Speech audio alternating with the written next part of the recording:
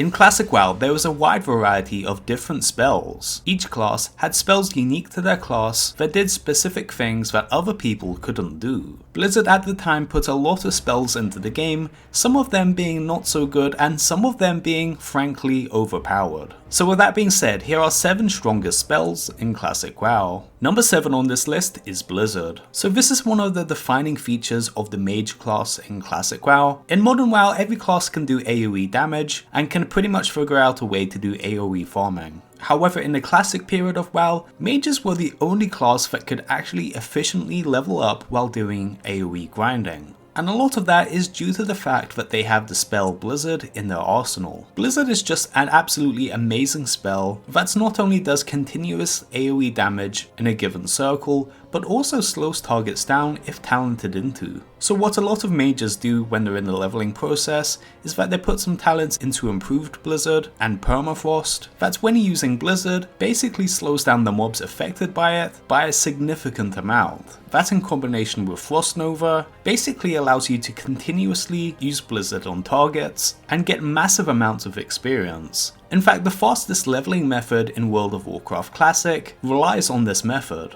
Whether that be in a group doing spell cleave runs or just doing it solo, this AoE farming build will pretty much give you the best experience per hour in World of Warcraft Classic. And if you want proof of that, the current record holder of the fastest level 60 belonging to Joker D used this method, which many people had the assumption beforehand that hunters were the fastest class to level. However, this AoE farming build by mages takes the cake. Okay, so number 6 on this list is Earthshock. So a lot of classes have silence abilities, such as Counterspell and Kick. These spells are absolutely useful for their classes, as it is one of the only chances they have to interrupt a caster's spell. However, Shamans by far have the best interrupting spell in the game. So the Shaman in Classic WoW has 3 shock abilities. Number 1 is Flame Shock, which is the weakest. It does a tiny amount of damage and a small DOT, it's really not that good. Number 2 is Frost Shock, which is an amazing spell in its own right. It slows the target's movement speed by 50%, and this effect lasts longer than the cooldown of the spell, so you can indefinitely kite a monster using Frost Shock. And the best shock ability that Shamans have has to be Earth Shock. Earth Shock is just absolutely amazing. It's a ranged spell that has a 6-second cooldown,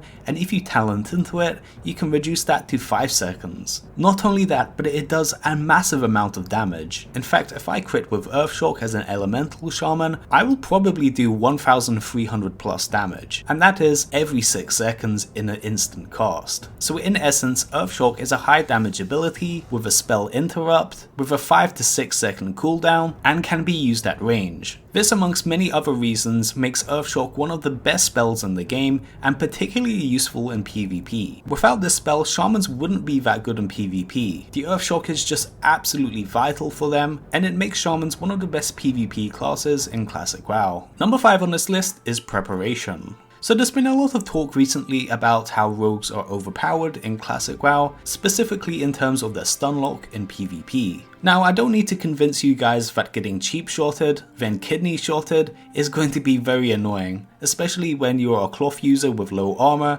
and you don't really have any time to fight back. Rogues have an insane amount of single target crowd control. They can basically indefinitely sap you and stun you. However, all of this is compounded by the preparation talent that they can get in the subtlety tree. So spells like sap, cheap shot and kidney shot are the things that you see with your own eyes. However, what you don't see is the talent preparation, and this is kind of like the linchpin that holds it all together. Preparation is an ability with a 10-minute cooldown, and this resets all of the cooldowns of a rogue upon using it. So essentially every cooldown that you can think of that a rogue has, Cold Blood, Blind, Vanish, all of that is basically doubled. A preparation rogue is so good that you can even kill players without using any gear, and I'm not even kidding. Back in the day, there was a big meme of rogue videos where rogues were able to kill characters in the game that had epic gear by using the worst weapon in the game and with no armor. This was using the preparation build. Now, preparation outside of one-on-one combat is really not that useful, so you'd have to specifically build your character up to do one-on-one combat. Outside of one-on-one combat, this build really isn't that good, but a preparation rogue that is using all of his cooldowns, you pretty much have no chance of surviving it if you're a certain class. Number 4 on this list is WINDFURY. So any melee class that is on the Horde side will absolutely love you if you can give them a WINDFURY totem. Now WINDFURY weapon is something that only a shaman can use on their weapon, however the WINDFURY totem applies the buff to everybody in your group. Now for those of you that don't know what WINDFURY does, it basically gives you a 20% proc chance on your weapon to do 2 extra swings with bonus attack damage. So essentially you can attack 3 times in 1 at a proc chance of 20% with bonus attack power on those swings. Now that in itself just sounds absolutely awesome, however it is as good as it sounds. The difference that a melee DPS can do with or without the WINDFURY buff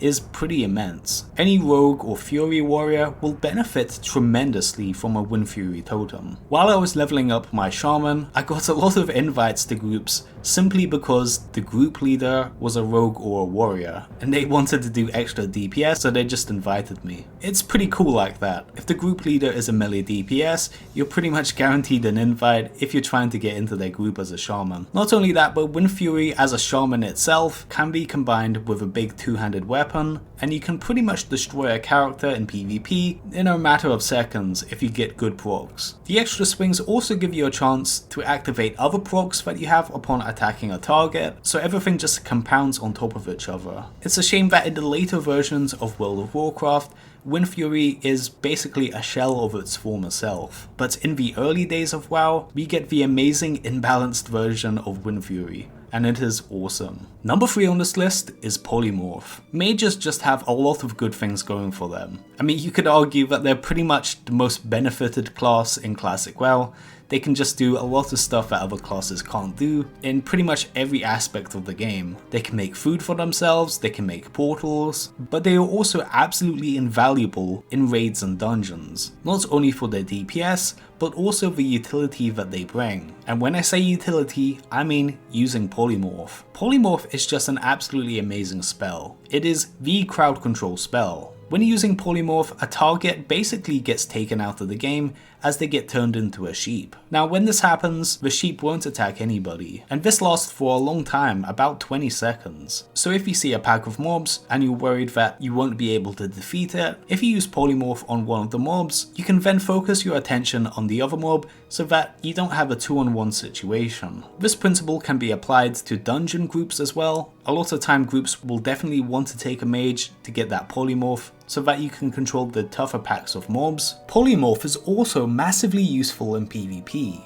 In fact, in any given duel where you're playing as a mage, you can just polymorph a target if things don't go your way and recover back to full health. Essentially, if you have a bad start as a mage in 1-on-1 PvP, you can essentially just reset the fight. Number 2 on this list is Fear. So the fear effect in Classic WoW is pretty strong. Fear is essentially like a stun. You are incapacitated and you can't fight back, but at the same time you can be attacked. And this is the go-to strategy for PvP when it comes to warlocks and shadow priests. Any of you guys that have fought a warlock in Classic WoW would have quickly realized the mistake you made. After they fear you, they will basically apply all of their dots onto you, and at that point, by the time you go out of fear, you're pretty much down to 25% of your health. Fear is just an absolutely amazingly strong ability in the game, so you need to combat it before you get into fear. Whether that be using a PvP trinket, an ability or whatever, getting out of fear is basically a number 1 priority in PvP. And if you're not prepared to fight against a warlock and you can't find a way to get out of the fear state, you're going to have a pretty bad time. Multiple classes have different spells that can inflict fear, however the most consistent and powerful version of it is the fear spell by the warlock. Priests also have Psychic Scream, which is another good alternative, but the best version of it comes from the warlock. Okay, so number 1 on this list is the Presence of Mind. So I felt the need to put this on the list because this can be used to literally one-shot a player. And that is not an exaggeration. There is a build of the mage where you can get a talent called the Presence of Mind. Presence of Mind is a buff that you can apply to yourself that only has a 3-minute cooldown. This buff basically makes any spell the mage can cast an instant cast spell. Now immediately the first thing that people think of is Pyroblast. Pyroblast has a notoriously long casting time and is pretty useless in PvP if you don't have Presence of Mind, but in combination with Presence of Mind, you can basically one-shot the character if you get a crit. That in combination with Arcane Power, and you have basically a kill button every 3 minutes. This is called a Pom Pyro build, Presence of Mind Pyroblast build, and it is notorious in battlegrounds and stuff where you just have this mage rolling around, pretty much annihilating a character without any chance of them fighting back. This build was popularized in an old school PvP video called the Big Blue Dress, where a mage would basically just use this build to annihilate people in battlegrounds. I feel like there's a lot of spells that could have made it on this list, however I had to boil it down to only 7. If you enjoyed this video, please drop a like down below and subscribe to the channel. This is vaulty, signing out.